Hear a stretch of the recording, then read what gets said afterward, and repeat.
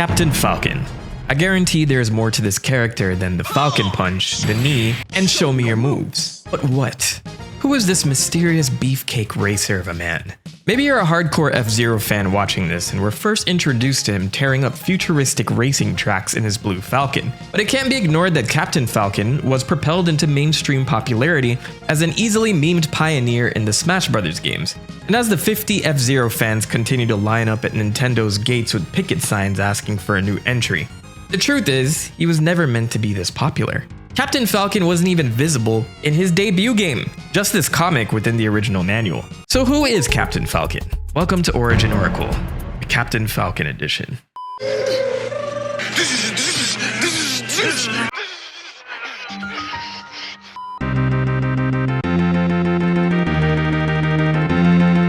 We head back to November 1990.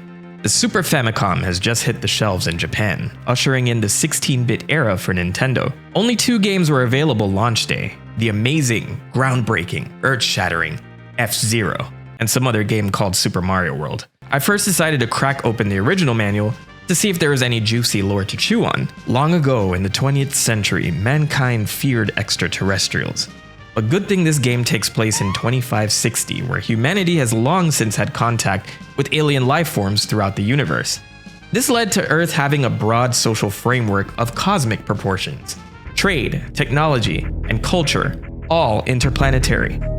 This setup sounds suspiciously like Metroid. Anyway, in this federation of galactic proportions, there are multi-billionaires that have made a killing off of trade, so they establish a new medium of entertainment to stimulate their lazy lives.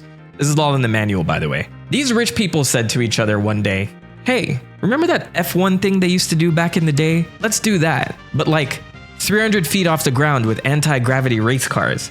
And so the F-Zero Grand Prix was born, with specialized racing machines using super magnetic technology to be able to race without wheels. Get it? F1, F-Zero, zero gravity? The prophecy is true. So this F-Zero Grand Prix was controversial at first because of the danger. I mean, why are there killer obstacles and traps on the raceway? But like everything else, people forgot about that in a week. And before long, winning the F-Zero Grand Prix was one of the highest honors that could be bestowed on anyone in the universe. Enter Captain Falcon, a man in his early 30s from the town of Port Town. And with his Blue Falcon machine, he's become an accomplished F-Zero pilot. But there's more to this mysterious racer than meets the eye. Captain Falcon is a renowned bounty hunter. Can we please put Captain Falcon, Fox, and Samus in one game already? Alright. Well, there's this pretty epic comic they included in the manual to introduce Captain Falcon's bounty hunting gig. It opens with CF preparing for the F-Zero Night League by literally smoking a guy on the second page. That race can wait, there are bounties to blast in this galaxy. He's briefly confronted by his rival Samurai Goro, another F-Zero pilot and leader of a band of thieves, who swears he will get revenge at the Grand Prix for CF taking down his bounty.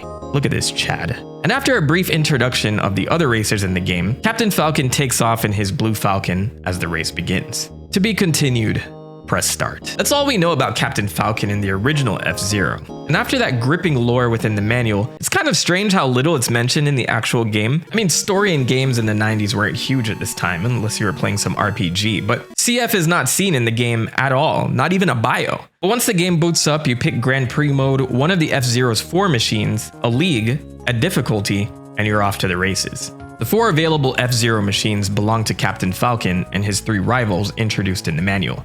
Samurai Goro's piloting the Fire Stingray, Pico, an ex-soldier and potential hitman in his Wild Goose, and there's the Golden Fox, piloted by Dr. Stewart, a wealthy doctor who became a pilot after the death of his father.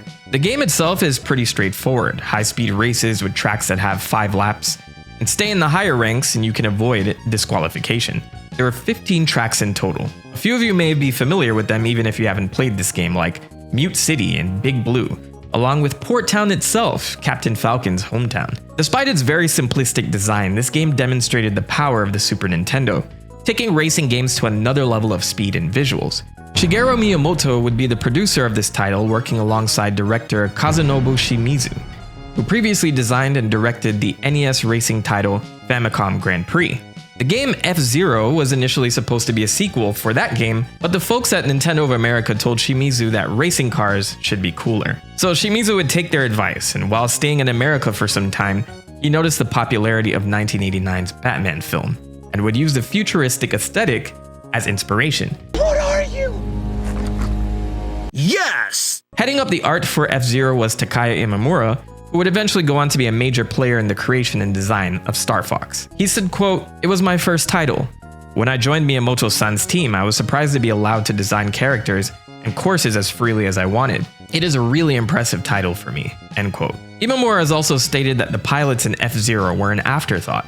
But despite this, Captain Falcon was originally going to be the mascot character for the Super Nintendo. He said, quote, "Even most people at Nintendo don't know that. When development of F-Zero was almost complete, I was doing a bunch of illustrations and someone expressed a desire to make a mascot character for Super NES, with a name like Captain Something. So I started thinking about a character that would match the colors of the Super Famicom controller, with some red and blue and yellow," end quote. Now I couldn't find any evidence to support this correlation, but Captain Falcon's name pronounced in Japanese sounds very similar to the Super Famicom, which is the name of the Super Nintendo in Japan. Falcon. Famicom. So who knows, maybe this also had an influence. But F-Zero showcases the Super Nintendo's Mode 7 graphics, a visual trick that created the illusion of 3D movement on 2D hardware, something I'm sure was intended to be a huge flex on the competition at that time. The game's vehicles sit on a single flat layer, and instead of moving the car through a world, the background layer itself is scaled, stretched, and rotated around the vehicle. So technically, you're not really driving the car, you're steering the map. And I love how the developers called back to this technique in Nintendo Land in Captain Falcon's Twister Race, where you tilt the Wii U gamepad to move the track around the Blue Falcon. If you remember Nintendo Land at all, I've got a whole video on that too, so go check it out after this. But I will say this game is difficult. I tried recording a playthrough on standard difficulty and got my ass handed to me by the second track. And if your car gets beat up enough, you actually won't make it to the end of this race. I was Team Sega during my childhood, so I missed out on playing this as a kid, but I can already tell this game over screen would have traumatized me. Captain Falcon is dead. Again, despite its simple mechanics, the game was groundbreaking and influential to other game developers at that time, so it was no surprise Captain Falcon would go on to race again in a sequel. Well, kinda, because that sequel got cancelled. Instead, we got BS F-Zero Grand Prix, released for the Japanese exclusive attachment for the Super Famicom, the Satellaview. And no, the BS doesn't stand for bullshit. The Satellaview was one of Nintendo's earliest stabs at subscription-based gaming. It was created in partnership with satellite radio company St. Giga and allowed players to receive live broadcasted game data at specific times of the day. This led to some weird and interesting takes on Nintendo franchises like The Legend of Zelda Ancient Stone Tablets, a full-on sequel to A Link to the Past where you play as a silent avatar dropped into a brand new story. Yes, I made a video on that too. But F-Zero would get the Satellaview treatment as well. BS F-Zero Grand Prix was a facelift of the original F-Zero, launched in 4 parts from late 1996 to early 1997, with a whole new 4th cup called the Ace League added to the game. That meant 4 new tracks in addition to the 15 tracks from the original F-Zero. There was also a live announcer track, but not live in the traditional sense. これは正確なライン取りが要求されますよ。その分、スーパージェット使用の選択の幅は広いですね。Using a feature called SoundLink, St. Giga streamed pre-recorded commentary during the game's broadcast. So while they weren't reacting to your gameplay, it felt like legit race commentary, timed to match the flow of the event. And this was meant to make the races more competitive while providing info on how to perform better in these races. This game even had an upgraded soundtrack featuring remixes from some of the courses. The new courses in this game, Sandstorm, Sandstorm 2, Silence 2, and Big Blue 2, would be exclusive to these titles, but eventually Nintendo would make the crazy move of adding them to F-Zero 99, the latest Switch Battle Royale version of F-Zero, but more on that game later. BS F-Zero Grand Prix also featured great value knockoffs of the original cars, like instead of Blue Falcon, it's the Blue Thunder. So I doubt Captain Falcon is even participating this time around. BS F-Zero Grand Prix 2 was the sequel broadcasted in 3 installments. 2 of those installments, Week 1 and 2, were presented again with full commentary, and featured 2 new tracks, Forest and Metal Fort. But despite F-Zero technically getting 2 new games for the Satellaview, the accessory wasn't exactly popular in Japan. And after a dispute with St. Giga, Nintendo broke the partnership and the service was turned off in the year 2000, closing the 5-year chapter of the Satellaview. Which means, excluding these broadcasts, it was a full 8 years between the original F-Zero and its next proper title on the Nintendo 64, F-Zero X. But before I move on, shout out to this YouTube channel, Cocoon, who's archived a lot of the recordings of these Satellaview games. Some of these are lost media and people are still trying to track them down. But what's even harder to get is the original broadcast voices that went over some of these games. It's insane to think if somebody didn't sit there and record this back in 1997, the existence of maps like Forest and Metal Fort probably would have just faded into the void. 時速1500キロ音より速い奴らがやってきた世界最速レースゲーム任天堂64 F-Zero-X After years in the shadows, Captain Falcon finally returned to consoles in a big way, with illustrated in-game artwork.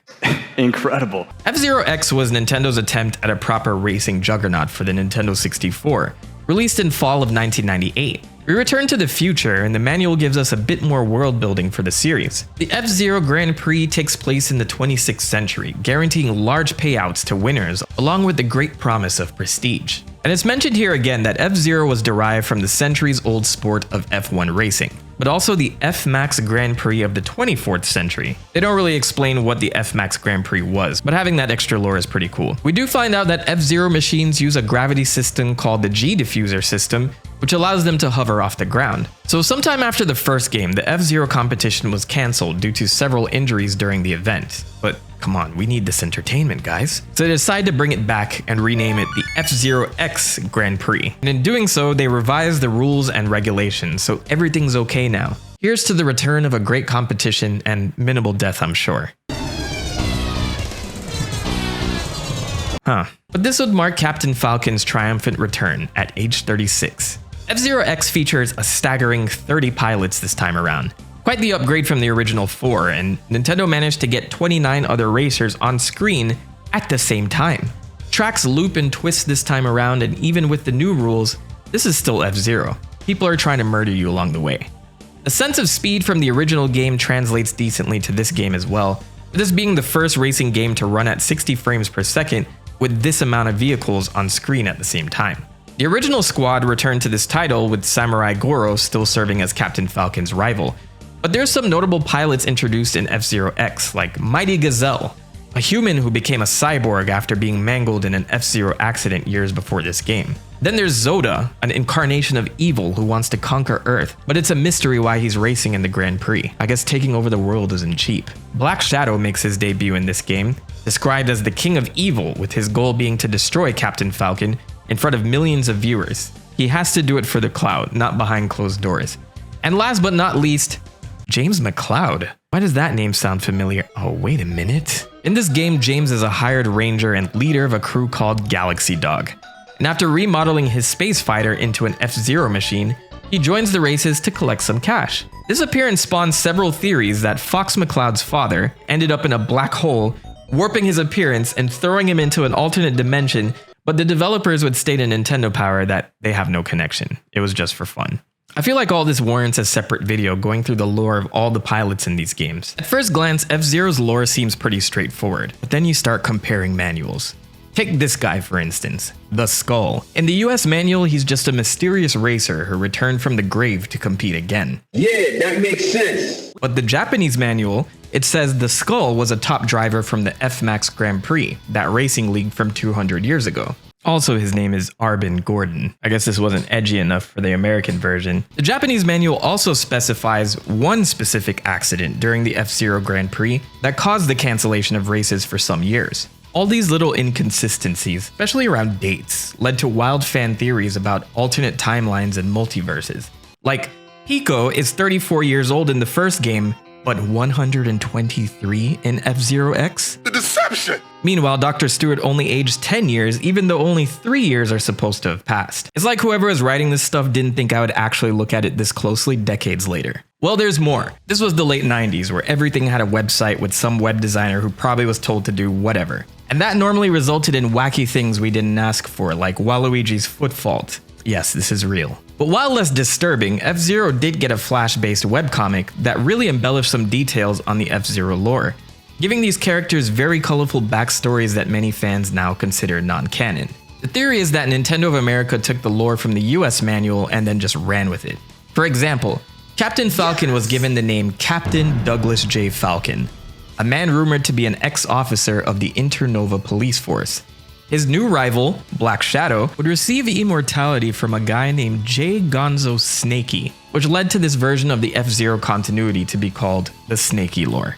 Or at least, that's what the internet says. I've done a deep dive into Wayback Machines, archives, and all that stuff to find the original bio of Captain Falcon that calls him Douglas J. Falcon, so I gotta trust the people who archived it throughout the years, but I'm someone that doesn't take things at face value. These alleged profiles are hosted on an F-Zero wiki, which was taken from another fan site that's now defunct from 2007, by a guy named Sean Sackenheim, but I can't use the Wayback Machine on his site either. And yes, I tried to use the Wayback Machine on the F-Zero X site, but since it's all Flash, most of the images from that time are gone. But without hard proof, my skeptical self will call this a rumor that probably spread like wildfire, just like the truck outside the SSN that you could move with strength to get Mew. Tangent aside, I won't go further into what's established within the Snakey lore. Just know since it was a Flash comic, it's now lost media. Just like Waluigi's foot fault. Anyway, F-Zero X would spawn from Miyamoto wanting to plan a sequel for F-Zero for the N64 while they were working on Mario Kart 64. So they'd assembled much of the team responsible for Wave Race 64 to work on this title. With 4 cups, 30 pilots, and 24 race courses this time around, it was a massive upgrade content-wise from its predecessor. Not to mention, it was in 3D. But Nintendo would build on this further with the F-Zero X expansion kit, an expansion release for the Japanese exclusive N64 peripheral, the 64DD. A disk drive that was meant to build on the hardware capabilities of the N64. With this new tech, the expansion kit launched in April 2000 in Japan, including 12 new tracks, a machine creator, a course editor, and brand new soundtracks. This expansion had the ability to save up to 100 tracks on the disc. All of this making this version essentially the definitive version of the game. Too bad the 64DD underperformed in Japan, never made it to the West, and was scrapped by Nintendo. But despite all the ambitious upgrades for F-Zero X, our boy Captain Falcon here had no additional lore to speak of. His bio even says that nothing is known about him except being from Port Town. But the game makes it clear he has an adversarial history with many of the evil pilots within the game. Oh wait, and he takes off his helmet in one of the endings? I kinda wish I didn't see this. But this wouldn't be the last time we'd see Captain Falcon on the N64. Something's gone wrong in the happy-go-lucky world of Nintendo. Introducing Super Smash Bros. It's 1999 and this commercial hits the TV, showing iconic Nintendo characters beat the shit out of each other. This was a culture shift. Mario was Mario, and Pokemon was such a phenomenon that it would be hard to describe in just a few sentences. That shit was everywhere. 3 versions of the first game, a hit anime, cards, merch, parents freaking out that it had something to do with demons. So seeing Pikachu being able to fight Mario, Link, Yoshi, and all these other Nintendo characters, it was insane. You start with 8 characters, but as you continue playing the game, you unlock people like Luigi. Oh my god, it's Jigglypuff. He sings that one song. And look, it's... I have no idea who this is. I'm sure some people may have recognized him from F-Zero X, but this would be the true introduction of good old Captain Falcon to a younger generation. And we knew him for one reason. Falcon! Falcon! Falcon! I thought for the longest he was saying talcum punch, by the way. Let me know in the comments that I'm not alone on that. But it's pretty likely Captain Falcon was included in this game since it wasn't even a year since the release of F-Zero X. Super Smash Bros. Was meant to promote some of these characters and their franchises further, but what made Captain Falcon different is that his moveset was completely original. No abilities were taken from his games because, well, he just had races. Though I would have liked to have seen him use a blaster like he did in that one comic, but I guess Fox had that move covered already. So Captain Falcon would be the fast, hard-hitting character of the bunch, with a special that takes forever to wind up, but provides a big sense of satisfaction when it connects. But there might be an explanation to his moveset as well. Super Smash Bros. Started as a fighting game concept called Dragon King, the fighting game, developed by Masahiro Sakurai and Satoru Iwata. HAL Laboratory and Nintendo veterans, responsible for hit franchises like Kirby prior to this game. Developed for the Nintendo 64, Dragon King would feature 4 players fighting at once. But Sakurai felt the characters seemed too similar to one another, and while we know the ending to this story, people have noticed in the alpha footage of Dragon King that the characters are built similarly to Captain Falcon, including their kicks and punches, which would suggest they applied elements from these characters to CF's final design. Which makes sense, he's a bit of a blank slate with human proportions, so this would minimize the time spent fleshing out his movements. Captain Falcon would go on to be popular in the Smash community, not just because he's a fast, versatile character, but his overall charm. His white and pink outfit, the nipples, What was that last one? and his charisma in everything that he does. And did you know he's voiced by Ryo Horikawa, known for his role as Vegeta in the Dragon Ball series? I'll take it a step further. This isn't the only Falcon that Horikawa voices. He also gave his talents to the character Falcon from Capcom's Power Stone, which I'm still waiting for a proper sequel for. Anyway, with newfound relevance from F-Zero X and Super Smash Bros., it looked like F-Zero was back in business. So Nintendo would shortly after follow up with F-Zero Maximum Velocity for their brand new handheld console, the Game Boy Advance, in 2001. Kazenobu Shimizu would make his return to the director's seat, with a game taking place a whopping 25 years after the original F-Zero, with the setting being an alternate F-Zero competition somewhere else. Strangely enough, they decided to remove the original roster from the game, including Captain Falcon, Samurai Goro, Pico, and Dr. Stewart. They are mentioned in the manual though. Captain Falcon, Dr. Stewart. It's been a quarter of a century since they piloted their way to fame as F-Zero racers. And as time has passed, their days of glory have faded into something resembling legend. So what gives? Who was in this game? Well, we have icons like Megan. Who? And Mickey Marcus. Come on, Nintendo, you could do better than that. But yeah, it's an entirely new roster. But we did get a character named Kent Akechi, who claims to be the son of Captain Falcon and pilots the Falcon Mark II. Unfortunately, Mori didn't get a chance to clear this mystery up because it was never mentioned in the series again. But the manual states that the danger behind the sport caused controversy once again. Despite this, a new generation of pilots wanted to continue the sport. The story in the manual goes on to say that the trading days of old have changed due to space pirates.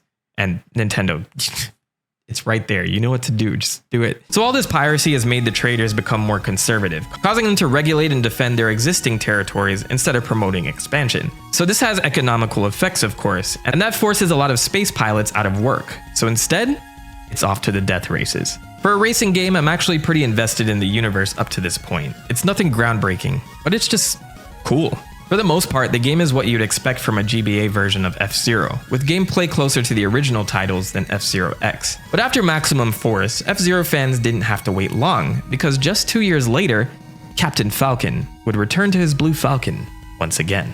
Pookie! Oh wow, he did. F-Zero GX is considered among many as the definitive F-Zero experience. Released for the Nintendo GameCube in 2003, GX was the result of a legendary collaboration with none other than Sega, who had just bowed out of the console wars a couple years prior. Formal rivals now work together to bring Captain Falcon to a new platform. The long-awaited F-Zero X Grand Prix made its return a year ago, and it was Captain Falcon and Machine Number 7 who took the crown. Now, speed freaks who know no fear are back once again.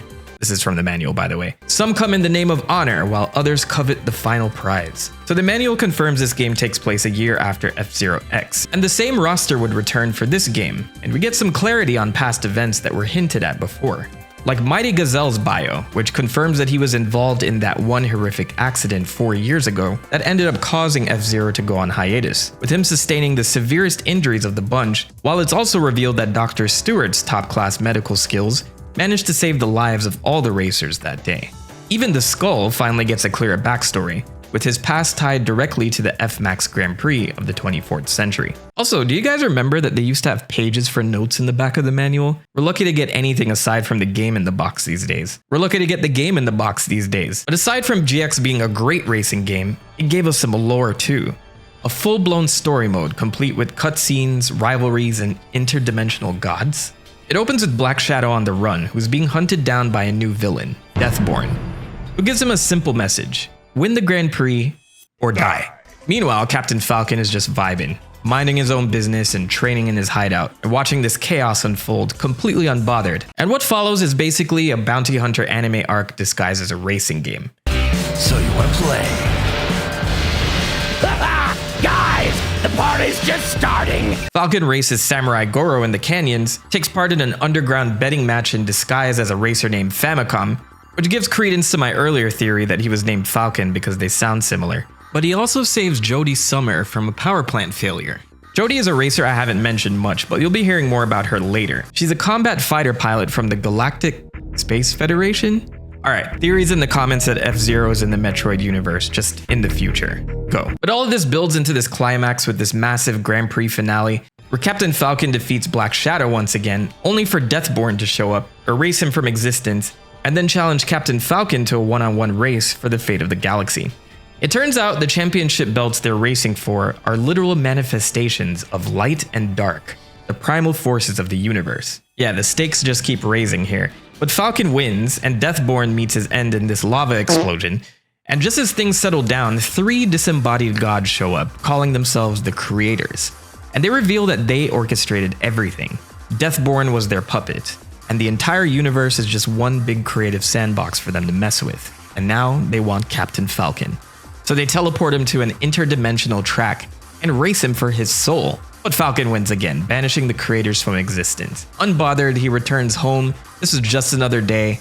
He sits in his hideout and just takes off his helmet. What a Chad.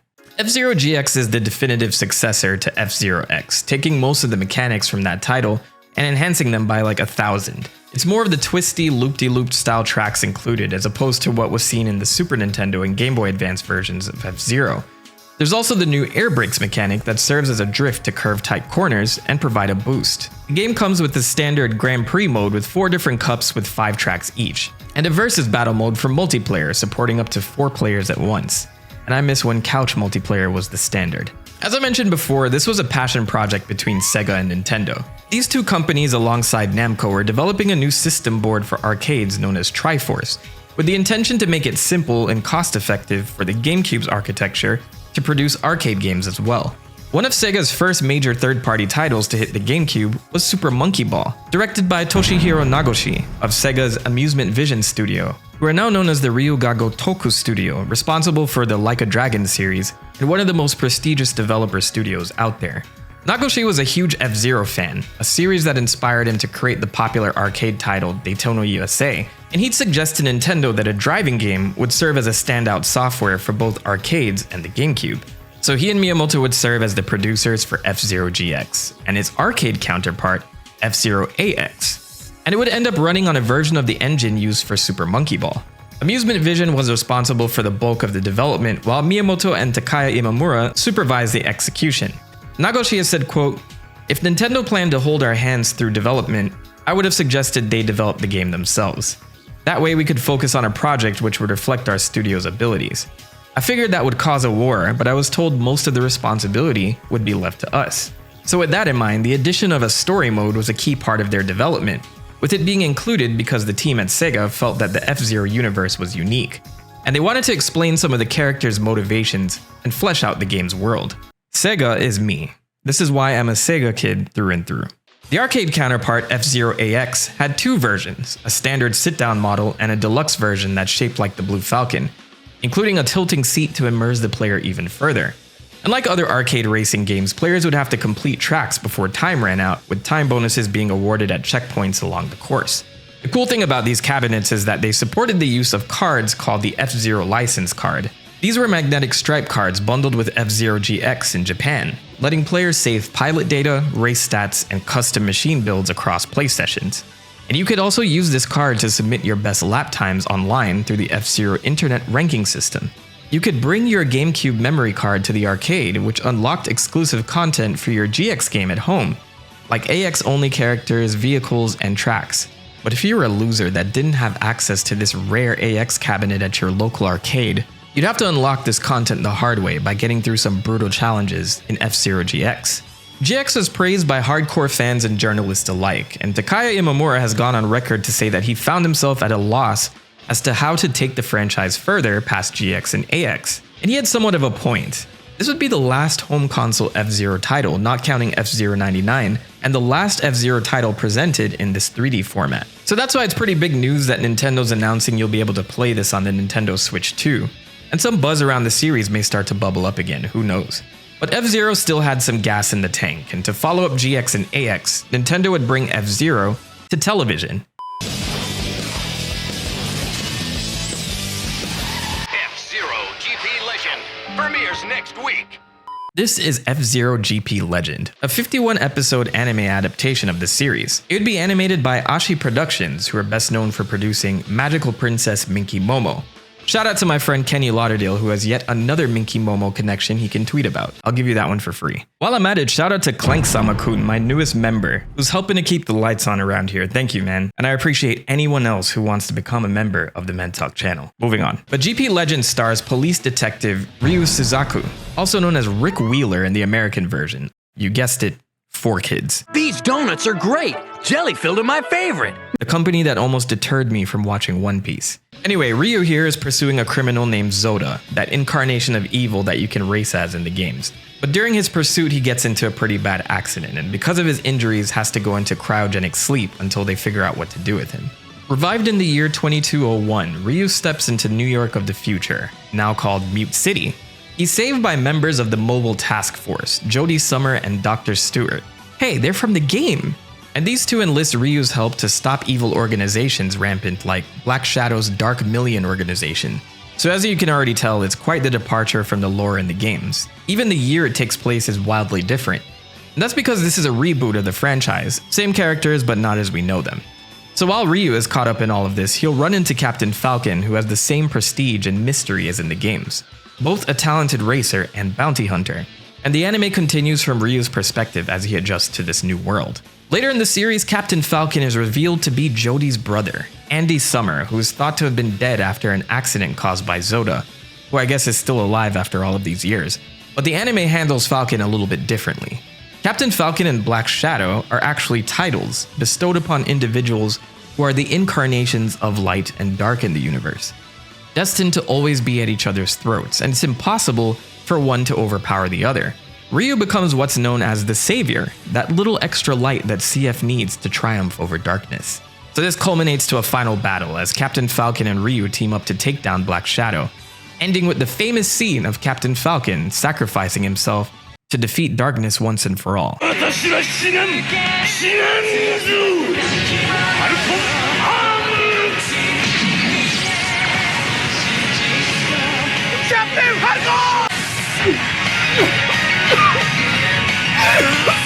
With him gone, Ryu is given the title as the new Captain Falcon.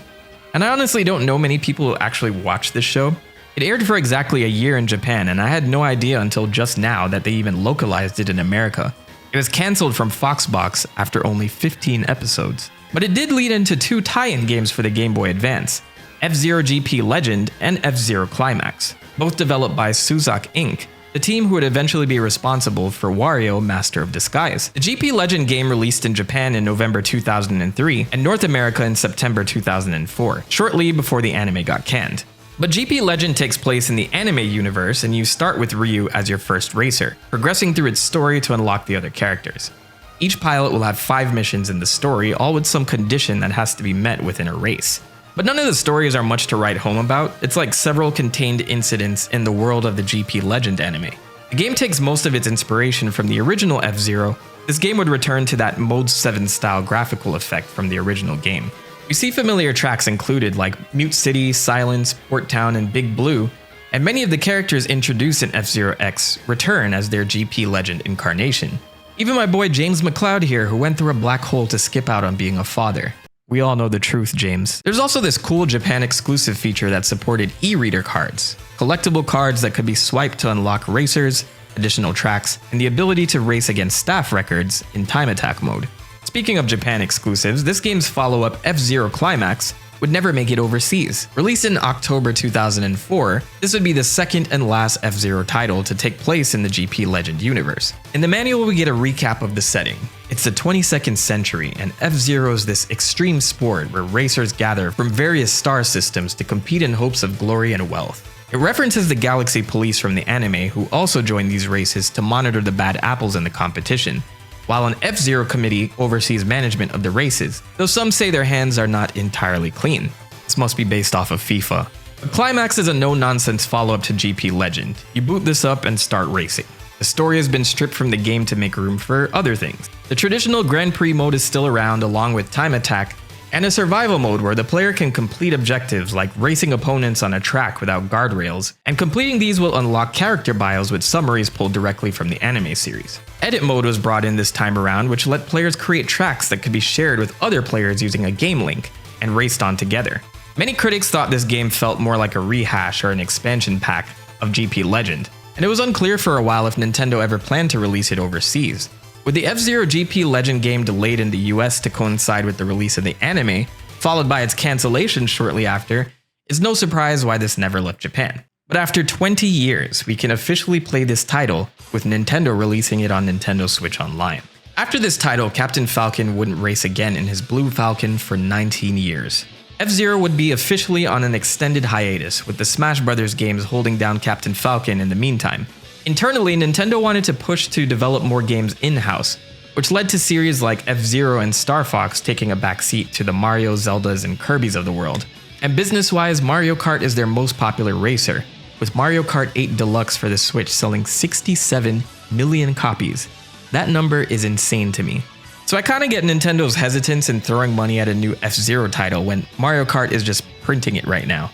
But after 19 years of waiting, F-Zero fans received a spark of hope for something new. What would happen if we threw 99 cars onto high-speed F-Zero tracks? Chaos. That's F-Zero 99. Released in September 2023, players could now join races to battle it out against 98 other players, all attempting to be first place by the end of this race. And like the original game, there are obstacles to avoid, energy meters on your machine that you have to mind, and that minimum safe rank that you'll have to meet with each lap, or else you're eliminated. This game is chaos in its best form.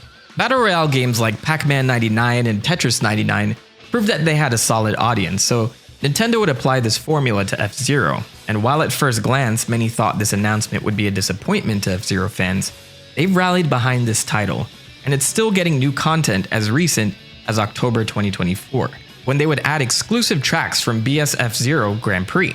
So while it may seem like Captain Falcon and the F-Zero series aren't getting much love, he's still extremely relevant in the grand scheme of things. A character who was never meant to be more than a silent background racer, now stands as one of Nintendo's most charming and embraced faces. And with F-Zero GX finally making its return on the Switch too, a whole new generation will get to experience him at his absolute peak.